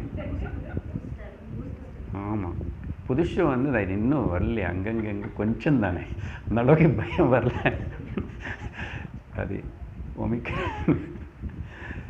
சரி. தாமசிக்க ஃபுட்டு இன்னும் இருக்கே 2-3 டாபிக். மிச்சமாக இருந்தது, புளிசி போனது, பாசி பிடிச்சது, அப்புறம் இன்டாக்சிகண்ட்டாக இருக்கிறது, அது எல்லாமே அதில் இங்கூட ஆல்கஹால் அதெல்லாம் சேர்த்துக்கணும். அப்புறம் பாதி குக் பண்ணது சரியாக குக் பண்ணல. அப்புறம் ஆனிமல்ஸ்ன்னு உயிரோடு இருக்கிற ஆனிமல்ஸ்னால் அப்படி தானே சாவடிச்சு அந்த மாம்சம் சாப்பிட்றதுக்கு இல்லை. சில தாமசிக்கன்னா அந்த இருப்பான் ஊர் வெளியில், அவங்க அப்படியே அந்த அணில் பறவைன்னு வந்து உயிரோடு இருக்கும்போது அப்படியே நெருப்பில் வைப்பானே, அவங்கள தான் பஞ்சம ஜாத்தின்னு சொல்கிறது. அவங்கள கிராமத்துக்குள்ளே கூட விடமாட்டாங்க ஜென்ரல்லே. அது ஃபர்ஸ்ட் ஆஃப் ஆல் அவனுக்கு இருக்கிற அசுத்தி, குளிக்கிறது இதெல்லாம் இருக்குது. அதை நான் அப்படி பஞ்சம ஜாதி எதுக்கும் சேர்ந்தாதவன். சரி ஆயிடுச்சு. ஆகாரம் இவனும் எதுவுமே அனுசரிக்க மாட்டான், எப்போ எங்கே என்ன అనేది இப்படி எல்லாம் இருக்கும். சரி, 3வது டாபிக் வந்து தபஸு பற்றி பேசினார். 14லேருந்து 19வது ஸ்லோகம். தபஸு பற்றி சொல்லும்போது முதல் தபஸுன்னு 3 விதமாக பிரித்து பேசினார் பகவானும். சாரீரிக தபஸு, ஓகே, சாரீரிக தபம், ஓகே. அதில் வந்து தேவ த்விஜ குரு, தெய்வத்தனி பிராமணர்களனி, குருகளனி, பெரியவங்களனி, நல்ல அறிவு இருக்கிறவங்களனி, மகாத்மகளனி எல்லாருமே கூட அவங்கள வழிபடுறது, அவங்களனை மரியாதை செலுத்துறது, கௌரவிக்கிறது, இப்படியெல்லாம் செய்கிறது. அந்த சௌச்சமாக இருக்கிறது, சுத்தமாக இருக்கிறது, பிரம்மச்சரியத்தை அனுசரிக்கிறது, அஹிம்சனை அனுசரிக்கிறது, இதெல்லாம் ஷாரீரிக தபம் என்றார். சரீரத்தினால செய்ய வேண்டியது எல்லாமே, ஓகே. ஸோ தபம்னா அப்போது இது எல்லாமே தபமாக இருக்கும் அப்படின்னு சொல்லி புரிஞ்சுக்கணும். அதுக்கப்புறம் வாச்சிக தபஸ் என்னன்னு சொன்னால், கண்டபடி பேசக்கூடாது, நம்ம பேச்சு அடுத்தவங்களை துன்பப்படுத்தக்கூடாது, அப்புறம் யாருக்கிட்ட என்ன எப்போ பேசணும்னு தெரியணும். எல்லாருக்கிட்ட எல்லாம் சொல்ல வேண்டியதில்லை, வேண்டிய அளவுக்கு சொல்லணும். சரியா? நான் அங்கே இருக்கிறதுக்கு வேறு இதெல்லாம் சிம்பிளாக சொல்லிகிட்ருக்கேன். ஒருத்தர்கிட்ட ஃபோன் பேசினவன்னா அசல் எந்த டைமில் கூப்பிடணும்? சாப்பிட நேரத்தில் கூப்பிடக்கூடாது, தூங்குற நேரம்னே தெரிஞ்சுக்கணும். கூப்பிட்றதுக்கு முன்னாடி கூப்பிட்ட உடனே இப்போ மெசேஜ் பண்ணுறதுக்கு சான்ஸ் இருக்கிறதுனால நான் கூப்பிட்டோமான்னு கேட்கலாம். ஏன்னா அவங்கள டிஸ்டர்ப் பண்ணக்கூடாது. இல்லை சரி, பேச ஆரம்பித்து கூப்பிட்டோம், அப்போ நான் ஸ்டாப். செல்ஃபோன் ஹீட் ஆகிடும், காது ஹீட் ஆகிடும், கை பிடிச்சி கை ஹீட் ஆகும், மாற்றுக்கணும். உடம்பெல்லாம் ஹீட் ஆகிடும். சில பேர் அப்படி இல்லை, 20 நிமிஷம், அரை மணி நேரம். ஐயோ நீங்கள் பாருங்க, நிறைய பேர் இப்படி சொன்னால் தான் புரியும், இப்படி தான் பண்ணிகிட்ருக்குறோம். அதனால் ஏதோ ஒரு ஆட் டைமில் அப்படியெல்லாம் கூப்பிடக்கூடாது. ஃபோன் అనేది அர்ஜென்ட் மெசேஜுக்கு, சிம்பிள் ஷார்ட் இன்ஃபர்மேஷனுக்காக தவிர கதை அடிக்கிறதுக்கு இல்லை. பேச்சில் இதெல்லாம் இருக்குது. தபஸ் அதெல்லாம் பண்ணேன் இந்த காலத்துக்கு தகுந்த மாதிரி. அப்படி சத்தியம் பேசணுன்றார் பகவான் இங்கே. அப்புறம் ஓகே, சுவாத்தியாயம்னா பாராயணம் பண்ணிக்கிறது, ஸ்தோத்திரங்கள் சொல்கிறது, இதெல்லாம் சுவாத்தியாயத்தில் வரும். இதெல்லாம் பண்ணால் வாங்மய தபஸ். அப்படின்னா வாக்கு மேலே கண்ட்ரோல் வச்சுக்கோ. அதுதான் சொன்னேன், எங்கே எப்போ எவ்வளவு சந்தர்ப்பம், இந்த சந்தர்ப்பத்தில் இது சொல்லலாமா கேட்கலாமா அப்படின்னு இருக்கணும். பேச்சு ரொம்ப ஜாக்கிரதையாக இருக்கணும். சுவாமிஜி அதான் சிம்பிளாக சொல்லுவார், before talking you ask yourself, is it necessary to talk அப்படின்னு கேட்டால் நிறைய தெரியும் நாட் நெசசரின்னு. ஆனால் உள்ளே நிற்க முடிய மாட்டேங்க சார், பாட்டில்ட் அப். அது எப்படியாவது வெளியில் கொட்டணும். இப்படி தான் நிறைய பேர் வெளியில் கொட்டுறதுக்கு என்ன பண்ணுறதுன்னு தெரியாமல் யாருன்னு பிடிச்சிக்குவான். பாப்போம், அவன் அன்றைக்கி அவனுக்கு அவ்வளோதான் விடமாட்டான்.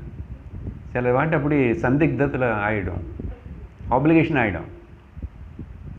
அடுத்தவன் நம்ம சொல்கிறது கேட்குறான இன்ட்ரெஸ்டான இது தெரிஞ்சிக்காமல் பேசுகிறதே. நேராக பேசும்போதும் அது கவனிக்கிறதில்ல, ஃபோனுன்னா கவனிக்கவே மாட்டோம். எவ்வளோ தப்பு. ஸோ இப்படி சின்ன சின்ன விஷயங்கள் நிறைய இருக்குது வாழ்க்கையில் அப்சர்வ் பண்ண. அப்புறம் மானசிக தபஸ் என்னன்றாரு, மனசனை எப்பவுமே நிம்மதியாக வச்சுக்கிறது மானசிக தபஸ், மனசு பிரசாதம். அப்புறம் சாஃப்டாக மனசு இருக்கணும். எல்லாத்துலேயும் உடனே தப்பு கண்டுபிடிக்கிறது, அப்புறம் உடனே குற்றம் கம்ப்ளைண்ட் பண்ணுறது, ஏதோ இருக்குது தப்பு இருந்தால் கூட ஸோ வாட் அப்படின்னு கொஞ்சம் சௌமியத்தம் இருக்கணும் மனசில். சாஃப்ட் மைண்ட் இருக்கணும், பீஸ்ஃபுல் மைண்டாக இருக்கணும். அப்புறம் இது ரெண்டுமே மேலே வாக் தபஸ் இதெல்லாம் செய்யணும். வாக்குக்கு மனசுக்கு நல்ல கனெக்ஷன் இருக்கு. மனசில் இருக்கிற தாட்டு தான் பேச்சா வெளியில் வருது. வாங் மே மனசி பிரதிஷ்டிதா மனோ மே வாஜி பிரதிஷ்டிதம் அப்படின்னு இப்போது ஒரு உபனிஷத்துக்கு சாந்தி மந்திரம் படித்தோம். அது ரொம்ப ஆழமான அர்த்தத்தோடு கூட இருக்கிறது. நிஜமாக நீ ஆத்தியாத்மிக சாதகனாக இருந்து உள்ளக்கு பார்க்கணும், இன்ட்ராவர்ட் ஆகணும் அப்படின்னா அந்தர்முகம் பண்ணணும்னு சொன்னால் வாக்குன்னு முதல்ல மனசில் கொண்டு போய் கலக்கு. அதே மாதிரி இன்னொரு அர்த்தம், மனோமய வாட்சி பிரசிட்ட, என்னோட மனசுக்கு என்னோட பேச்சுக்கு நல்ல கோஆர்டினேஷன் இருக்கணும். அது நிறையா விவரிச்சிருப்போம் அந்த உபனிஷத்து டைமில். ஸோ அதனால் மௌனம் பற்றி இங்கே சொல்கிறாரு. அதனால் மௌனம் అనేది வாச்சிக தபஸில் சொல்லலை பாருங்க, கவனிக்கணும், மானசிக தபஸ். அதனால் வெளியில் பேசலை, ஆனால் உள்ள குடு குஜு குஜு குஜு குஜு குஜுன்னு பேசிகிட்டே இருப்பாங்க. இது நேச்சுரல் ஒரு டிசீஸ், நம்மள ஒரு இனபிலிட்டி என்னன்னா அந்த உள்ள செல்ஃப் ஷார்ட்டரிங் இருக்குது பார்த்துங்க, மனசு பேசிகிட்டே இருக்கும். அதனால தான் தூக்கத்திலும் பேசுவான். முதல்ல ஆத்தியாத்மிகத்தில் இதுதான் மெயினாக, வாக்கு பேசுகிற டங்கு சாப்பிட்ற டங்கு, இது ரெண்டுத்தையும் நல்லா கண்ட்ரோல் பண்ணிக்கணும். மௌனம், மானசிகம், அது செக் பண்ணிகிட்டே இருந்து குறைச்சிக்கணும். எண்ணங்கள் வராதா, உள்ள தாட்ஸ் பேசுகிற நமக்கு நம்ம பேசிக்கிறதுனேது ஒரு டிசீஸாக சொல்லுவோம் ஆத்தியாத்மிகத்தில். அது குறைக்கிறதுக்கு தான் பகவன் நாமம். பகவன் நாமம் எவ்வளவுக்கு எவ்வளவு சொல்கிறோமோ உள்ள நம்மளுக்கு பேசுகிற அந்த தாட்ஸ் ஃப்ளோ குறையும்.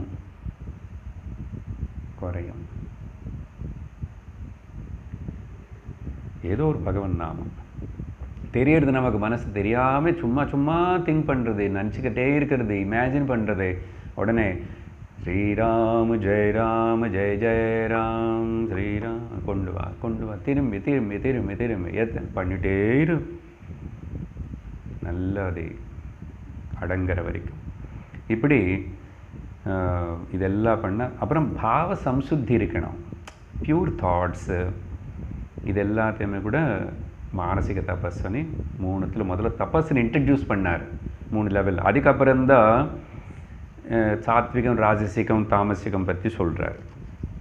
அப்படி சொல்லும்போது 3 சொல்லி சாத்விக தபஸ் என்னன்னா மறுபடியும் இங்கே தபஸில் கூட அந்த யக்னல்ல மாதிரி இங்கே எங்கேயும் எந்த பலம் ஆசிச்சு தபஸ் பண்ணல. எகெயின் இது கூட சித்தசுத்திக்காக தான் என்னோடய தபஸ். சரி, தபஸுக்கு யக்னத்துக்கு கொஞ்சம் வித்தியாசம் இருக்கேன். தபஸ் అనేది பியூர்லி இண்டிவிஜுவலாக நான் எனக்கு மட்டுமே நானே விரதம் இருக்கிறேன், சாப்பிடலை, அது என்ன பண்ணாலும் சரி எனக்காக பண்ணுறது. யஜ்னம் అనేది கொஞ்சம் வெளியில் இன்வால்வ் ஆகிருக்கும், கொஞ்சம் பேரோடு சேர்ந்து இருக்கும், அந்த டிஃபரன்ஸ் தெரியணும். சாத்விக தபஸ் எந்த பலத்தை நாசிக்கும், சித்தசுத்திக்காக, அப்படின்னா இன்னர் க்ரோத்துன்னு சொல்லிட்டு ஆல்ரெடி. அப்புறம் ராஜசிக தபஸ் செய்கிறவன் அவுட்டர் க்ரோத்துக்கு ஆல்ரெடி சொல்லியிருக்கோம், சரியா? அது இங்கே அப்படின்னா அவுட்டர் க்ரோத்துன்னா பேரு, புகழ், பணம், இல்லை யாரோ ரொம்ப சிவியராக தபஸ் பண்ணுறான், அப்படி யோகா அப்படின்னா சித்திகளுக்காக எனக்கு எக்ஸ்ட்ராடினரி பவர்ஸ் வரணும்னு சொல்லி தபஸ் பண்ணுறேன். ஜெனரலாக தபஸ் என்னென்னா என்னமோ தபஸ் பண்ணி அடைஞ்சிட்டார், இந்த சித்தி அடைஞ்சிட்டார், பவர் வந்தது அவருக்கு. இன்னும் எதுக்கு அப்படியெல்லாம் பண்ணுறது தபஸ் இல்லை, சரியா? ஏன்னா இவங்களெல்லாம் ராஜசிக தாமசி அசாஸ்வதமான, பகவான் சொன்னார் இங்கே அச்சலம் அத்ருவம். ஓகே, சலம் அத்ருவம். சலம்னா அது நிச்சயமாக இருக்காது. அத்ருவம்னு கேரண்டி கிடையாது. அது எவ்வளோ நாள் நிற்கும், உனக்கு என்ன செய்யும், அது உன்னை ஏமாற்றும், உன்னைக்கே நஷ்டம் ஏற்படுத்தும் அப்படின்னு சொல்லி தாமசிக தபஸ் பற்றி சொல்லும்போது ஒரு மூட நம்பிக்கை, சென்டிமெண்டாலிட்டியை நிறைய வச்சுக்குவான். அங்கே சொன்ன மாதிரி யக்னத்தில் இங்கே கூட தன்னைத்தானு தபஸில் முக்கியமாக அவன் ரொம்ப குளிர் ஐசா மாதிரி இருக்கிற ஜலத்தில் நீந்தி செய்கிறது. இதுக்கு சங்கரர் பஜகோவிந்தத்தில் நிறைய எக்ஸாம்பிள்ஸ் கொடுத்தார். ஜட்டிலோ முண்டி லுஞ்சித கேஷ காஷாயாம்பர பகுகிருத வேஷ, இப்படி. அப்புறம் குளிருக்கு போத்துக்கூடாது அவன் எதையுமே, அக்னி சுற்றி வச்சுக்கிட்டு வெயிலில் இருந்து தபஸ் பண்ணுறது. இந்த லுஞ்சித கேஷான்னா இந்த ஜெயினர்ஸ் மாதிரி முடி அப்படி அவன் முடி வளர விட மாட்டாங்க, கை வச்சு பிரிச்சுட்டே இருப்பான். நீங்கள் ஜெயின் மாங்ஸ்ன்னு பார்த்தீங்கன்னா நிறைய பேர் தே நெவர் ஷேவ், அதெல்லாம் பண்ணு. லுஞ்சித கேஷ பகுகிருத வேஷம். இவளெல்லாம் இந்த தபஸெல்லாம் சாஸ்திரம் ஒத்துக்கலை. இல்லை நம்மக்கிட்ட வரும் தமிழ்நாடு பக்கம் நெருப்பு மேலே நடக்கிறது, சூலம் குத்துக்கிறது, அப்புறம் ரொம்ப ஓவர் ஃபாஸ்டிங் பண்ணுறது. மொத்தத்தில் மாம்சம், மதுன்னா லிக்கர்னு கூட தபஸ் பேர் வச்சு உபயோகப்படுத்துறது. இதெல்லாம் இந்த தாந்திரிக இதில் பண்ணுவான். ஆனால் இப்போ லலிதா சஹஸ்ரநாமத்தில் நான் தந்திரம் பற்றி பேசிகிட்டு இருக்கிறோம், இன்னும் கொஞ்சம் வரும். ஆனால் அங்கே அர்த்தம் வேறு. அது அப்புறம் தப்பாக புரிஞ்சுக்கிட்டு தப்பாக விதமான ஆபிச்சாரிக பத்ததிகள் வந்தது. இந்த வார்த்தை நான் எனக்கு லலிதா சஹஸ்ரநாமத்தில் சொல்லிட்டேன், ஆபிச்சாரிக இப்படி. அப்புறம் ஸோ இதெல்லாம் தாமசிக தபஸ் தேவையில்லை. அதெல்லாம் பாடின்னு அவ்வளோ டார்ச்சர் பண்ணுற வேண்டியதில்லை. ஓரளவுக்கு பாடின்னு டார்ச்சரும் பண்ணக்கூடாதோ பேம்பரும் பண்ணக்கூடாது, அவ்வளோதான். அடுத்தது 4வது டாபிக் வந்து தானம் பற்றி பேசியிருக்கார் பகவான். 20லேருந்து 22வது ஸ்லோகம் வரைக்கும் தானம், சாத்விக தானம். சரியான இடத்துல சரியான தகுதி இருக்கிறவனுக்கு சரியான சமயத்தில் கொடுக்கறது, அது சரியான தானம். அப்புறம் அடுத்த பாயிண்ட், இது என்னுடைய கடமை, கொடுக்கறது అనేది என்னுடைய கடமை என்னார் பகவான். ஏன் கொடுக்கணும்? புண்ணியம் வரும், இல்லை பலம் ஆசைக்கலை. பிகாஸ் நான் நிறைய வாங்கிட்டு இருக்கேன் இந்த பிரபஞ்சத்துக்கிட்டேருந்து, நான் திரும்பி கொடுக்கணும். அதனால் நான் சொன்னேன், don't get anything free in this world. அதனால் எல்லாத்துக்கும் எனக்கு தகுதிக்கு தகுந்த மாதிரி ஏதோ ஒரு விதமாக I have to pay it back, கொடுக்கணும். அப்புறம் பிரதிபலம் எதுவுமே, அப்புறம் யாருக்கும் அது கொடுத்த இவன் அப்புறம் எனக்கு திரும்பி ஏதாவது சமயம் வரும்போது எனக்கு பண்ணுவான், அப்படி பாவனை இல்லை. ராஜசிக தானம் பிரத்யுபகாரம் பார்ப்பான் கண்டிப்பாக, ஆப்போசிட் அது எல்லாத்துக்கும். பலத்தினை டோட்டல் பலத்தினை ஆசிப்பான். இங்கே இப்போவே கூட டிரான்சாக்ஷனில் அவங்க நம்ம வீட்டுக்கு அவங்க வீட்டுக்கு போகும்போது நம்ம கிஃப்ட் இது கொடுத்தா, நம்ம வீட்டுக்கு வரும்போது அவங்களும் இவ்வளோ பெரிய கிஃப்ட் கொடுப்பாங்க. இவ்வளோலாம் கனெக்ட் பண்ணுவாங்க நிறைய பேர் மேரேஜில். பெரிய வார்டு, அதெல்லாம் ஞாபகம் வச்சுக்கணும். அவங்க நமக்கு என்ன கொண்டு வந்தாங்க அது எழுதி வச்சுக்கிறது. கொஞ்சம் சில ஃபேமிலிஸில் அதெல்லாம் அப்புறம் எப்போது சந்தர்ப்பம் வரும்போது சொல்லிடுவாங்க, சுட்டி காட்டுவாங்க. அப்புறம் இஷ்டம் இல்லாமல் கொடுக்கறது, மனசு பிடிக்கல பட் அந்த கொடுக்க வேண்டியதாச்சு.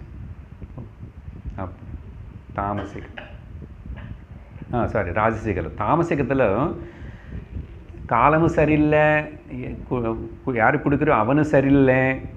சரியா? ஒரு ஆல்ரெடி சிகரெட்டு குடிச்சிட்ருக்கான்னு அவனை கூப்பிட்டுட்டு தானம் பண்ணுறேன், இன்னொரு 10 சிகரெட் வாங்கிக்கோ. இல்லைன்னா வெளியில் ஒருத்தன் சினிமா வால் போஸ்டர் பார்த்துட்டு பார்க்குறான். ஆனால் அவனை பார்த்து ரொம்ப ஏழை, சினிமாவுக்கு டிக்கெட் வாங்கி போகிற மாதிரி இல்லை. நீங்கள் பாப்பா என்ன சினிமா பார்க்கணும் இருக்கா, இதோ 10 ரூபா சினிமா பாரு, நீங்கள் கொடுக்கக்கூடாது. இப்படி கொடுக்கறது. இல்லைன்னா ஹேளனை இன்சல்ட் பண்ணி கிஞ்சப்படுத்திட்டு அப்படி கொடுக்கறது, அவமானப்படுத்திட்டு கொடுக்கறது. அப்புறம் இதனால் சுபம் நடக்கணும் அనే ஒரு பாவனை இல்லாமல் மனசில் ஓகே சுபம் நடக்கணும் அப்படின்னு ஒரு நல்ல எண்ணம் இல்லை. இதெல்லாம் தாமசிக தானம். அப்புறம் 5வது டாபிக் வந்து சிம்பிள். இத்தனை ஒரு வேளை பண்ணிட்டு இருந்தால் கொஞ்சம் இதில் சரி பண்ணிக்கணும்னா சிம்பிள் ரெமெடி கொடுக்குறாரு. கம்ப்ளீட் ரெமெடி இல்லை. அப்படின்னு எல்லாரும் அது பண்ணிக்கிட்டு, சார் அது எதுவும் சொல்லுங்கள் சார், ஒரு பில்லு போட்டுக்கிறோம் அப்படின்னா சரி ஆகிடும் எல்லாம். என்ன ஆச்சு, இன்றைக்கி டின்னருக்கு போனால் 2 லட்டு குலாப்ஜாம் எல்லாம் சாப்பிட்டான்னு வீட்டுக்கு வந்த உடனே ஒரு டேப்லெட் எக்ஸ்ட்ரா போட்டுக்கிட்டால் டயபிட்டிஸ் அப்படியே இருக்கும்.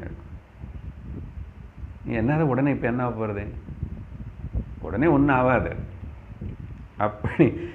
அப்படி எடுத்துக்கூடாது. ஆனால் பகவான் வந்து ஓம் தத் சத் அనే 3 பதங்கள் எது பரபிரம்ம பரமாத்மனை குறிக்கிறதோ அந்த 3 பதங்களை உச்சரிக்கிறதுனாலேயே அது மங்களம். அதனால் நீ செய்கிற இந்த விஷயத்தில் ஏதாவது தவறு இருந்தால் அது ஓரளவுக்கு அது சரி பண்ணி உனக்கு அது சொல்கிறதுனால ஒரு நாளைக்காவது அந்த தத் சத்தனை யார் பரபிரம்மனை தெரிஞ்சுக்கணும் ஆசை வரும் அనే உத்தேசத்தோடு ஒரு 3 ஸ்லோகங்கள் வந்து பகவான் அதிபத்தியம் விவரிச்சார். ஓகே, சரி, அவ்வளோதாங்க. நான் இப்போ கன்க்ளூட் பண்ணுறோம் 2-3 நிமிஷத்தில். வேறு இன்னொரு 5-6 பாயிண்ட்ஸ் சொல்கிறேன். ஓகே, என்ன சார் அவர் பகவான் இவ்வளோ சொன்னதுக்கப்புறம் நீங்கள் திரும்பி 5-6 பாயிண்ட் சொல்கிறீங்க. எப்படி இந்த சாத்விக ஸ்ரத்தனை வளர்த்துக்கிறது, இது சாத்விகம் இது ராஜசிகம் தாமசிகம்னு சொன்னார் தவிர how to develop. அப்படி குறிப்பாக பகவான் அங்கே எதுவுமே இன்ஸ்ட்ரக்ஷன்ஸ் கொடுக்கல, நம்ம சப்ளை பண்ணிக்கணும். அப்படியெல்லாம் சப்ளை ஒன்று வந்து பிரார்த்தனை பண்ணு. ஓகே, அந்த பிரார்த்தனை அசோசியேட்டட் வித் த சாத்விக உன்னோட இஷ்ட தெய்வத்தோடு இருக்கணும். பிரார்த்தனை பண்ணிகிட்டே இருந்தால் என்ன பிரார்த்தனை? அது கூட இது கூடன்னு இல்லை, சித்த சுத்தி கொடு பகவானே, மனசாந்தி கொடு பகவானே, எனக்கு சாத்விக குணங்கள் எனக்குள்ளே வளரணும் பகவானே அப்படின்னு சொல்லணும். அதுக்காக என்ன பிரேரணும், அதுக்கு தகுந்த மாதிரி பிரேரன் இப்படி சொல்கிறது தான். ஏதோ ஸ்லோகம் சொல்லி முடிக்கிறது இல்லை, கஷ்டப்பட்டு சம்ஸ்கிருதம் தெரியாமல் இல்லை. வைதிக ப்ரேயர்ஸ், ஓம் பத்ரம் கர்ணேபிः ஸ்ருணுயாம தேவாः, சாந்தி மந்திரங்கள் இருக்க பாருங்க, அதெல்லாம் ப்ரேயர்ஸ். ஏன் உபனிஷத்தை ஆரம்பிக்கும் போது அந்த ப்ரேயர்ஸ் எல்லாம் சொல்லப்படுறது? அது ஒரு ப்ரேயருக்கு நான் ஒரு கிளாஸ் 2 கிளாஸ் எல்லாம் எக்ஸ்பிளைன் பண்ணியிருக்கேன். அப்புறம் பல ப்ரேயர்ஸ் அப்படி இருக்கே. ஓகே, சகனாபவத்து, அது இதெல்லாம் ஸ்லோகம், சாந்தி மந்திரங்கள். ஷண்ணோ மித்ரஷம் வருணः. அப்புறம் 2வது பாயிண்ட் சத் சங்கம். சத் சங்கம்னா இப்படி வந்து கேட்கறது, சிரவணம் பண்ணுறது. இன்னும் கூட கொஞ்சம் சொன்னது, அந்த சத் புருஷர்கள், மகாத்மர்கள், சாதுக்கள், ஞானிகள், அவங்களுக்கு கூட அப்பப்போ இருக்கிறதே. ஓகே, அவங்க ஜஸ்ட் பார்த்தாவே போதும். என்ன ஆகுமன்னா, இல்லை குரு அப்படின்னு பாவத்தோட யாருன்னு பாவிச்சு இருக்கிறோமோ அந்த குரு சந்நிதியில் அப்பப்போ எவ்வளோ நேரம் கிடைக்கிறதோ எப்போ என்னமோ இருந்து அந்த குரு சாத்விக காரியங்கள் தான் பண்ணுறாரு. லோக கல்யாணத்துக்காக தான் அவர் செய்கிற பிரவர்த்திகள் எல்லாமே. அப்போ நானும் அதில் இருந்து அங்கே ஏதாவது கொஞ்சம் உதவி பண்ணிகிட்டே இருந்தேன். அது குரு சேவன்றோம், அது சமாஜ சேவை தான். அப்பன்னு சொல்லிட்டு அப்படி ஈடுபடும் போது என்ன ஆகுமன்னா, எனக்கு உள்ள சாத்விக குணங்கள் வளரும். மாட்டிங்களா? அதுக்கு தான் குரு சேவை, குரு சுஷ்ரூஷன்னு சொல்கிறதுக்கு காரணம். ஏன்னா அது great opportunity for me that. அப்படியே கோவிலில் கூட பண்ணுற சேவை, அதே தப்பு இல்லை. ஆனால் அங்கே அகங்காரம் எல்லாம் வளராமல் இருக்கும். அதே மகாத்மாவோட சந்நிதியில் இருந்த கண்டிப்பாக அகங்காரம் அப்படியே மெல்ட் ஆகிடும். அந்தந்த ஆப்பர்ச்சுனிட்டி வரும்போது அது உபயோகப்படுத்திக்கணும். ஸோ இந்த மாதிரி சத் சங்கத்தில் இருக்கிறதுனால அவங்க என்ன பண்ணுவாங்க, அங்கே இந்த நல்ல காரியங்களை சமுதாயத்துக்கு பண்ணுறதுனால நம்மளும் கூட பழகும். தபஸ் என்ன, தானம் என்ன, வாச்சிக தபஸ் என்னன்னா அவங்களுக்கு பார்த்து நமக்கு ஒரு இம்ப்ரெஷன்ஸ் வரும். அதனால் அப்புறம் ஸ்ரவணம், காதுக்கும் அவங்க பேசினது கிடைக்கும், இதெல்லாம் ஏற்படும். அதனால் அவங்கள சத்சங்கத்தில் இருக்கிறதே நமக்கு ஒரு டானிக். ஆத்மனா விந்தத்தே வீரியம்னு சொல்கிறது உபனிஷத்து. ஆத்மலிருந்தே அந்த சக்தி வரணுமா? அப்படி என்ன, அது நமக்கு என்ன புரியலையே. இதுதான் குரு, சத்சங்கம், சாது தர்சனம், பாபநாசனம், சாது சேவனம், தன்ய ஜீவனம் அப்படின்னு தெரிஞ்சுக்கணும், எடுத்துக்கணும். சரி, 2 பாயிண்ட் சொல்லிட்டேன். 3வது சங்கல்பம் பண்ணிக்கணும். நான் எப்படியாவது என்னை மாற்றுக்குவேன். I have to give up this, இந்த நெகட்டிவ் குவாலிட்டி, ராசி, இந்த தேவையில்லாதன்னு சங்கல்பம் இருக்கணும். சங்கல்பம்னா உறுதி எடுக்கிறது, பிரதிஜ்ஞான்றோம். இல்லைன்னா சங்கல்பம் பண்ணால் அது ஸ்ட்ரென்தன் ஆகி வரும். அதனால் நான் இப்போ எங்கே மாற போகிறேன், நான் இப்போ இங்கே இது விட போகிறேன், எனக்கு இப்படி அப்படின்னு சொல்லக்கூடாது. சங்கல்பம். அப்புறம் 4வது பிரதிபக்ஷ பாவனை அப்படின்னு. இதெல்லாம் கொஞ்சம் டெக்னிக்கல் டெர்ம்ஸ் தான் இருக்கும். பிரதிபக்ஷ பாவனைன்னா பாசிட்டிவ் ஆட்டிடியூடோடு இருக்கிறது. அந்த பாசிட்டிவ் சைடே நான் ஆசிரியப்பேன், அந்த பட்சத்தில் இருக்கேன்.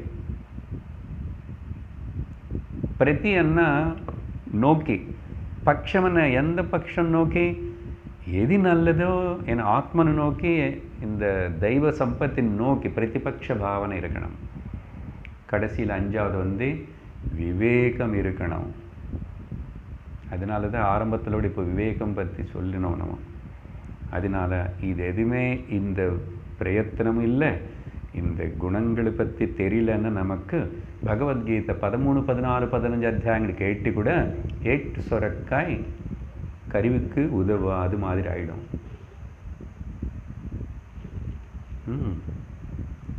We have to change. We have to take it up. இப்போ எனக்கு அது இதுதான் முக்கியம், இதுதான் சத்தியம்னு தெரியும்போது அதுதான் விவேகம். அந்த அந்த டெசிஷன் எங்கேருந்து வரும்? வெளியிலேருந்து வராது, உள்ளேருந்து வரணும். அப்போது விவேகம் இருக்கிறவனுக்கு அது ஒர்க் பண்ணணும்.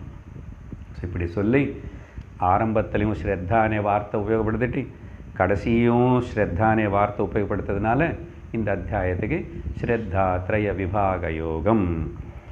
ஓம் தத்சதிதி श्रीमद्भगवद्गीतासु उपनिषत्सु ब्रह्मविद्यायां योगशास्त्रे श्रीकृष्णार्जुनसंवादे श्रद्धात्रयविभागयोगो नाम सप्तदशोऽध्यायः। ॐ पूर्णमदः पूर्णमिदं पूर्णात् पूर्णमुदच्यते पूर्णस्य पूर्णमादाय पूर्णमेवावशिष्यते। ॐ शान्तिः शान्तिः शान्तिः। हरिः ॐ श्रीगुरुभ्यो नमः। हरिः ॐ। हरि ओम तत्सत्।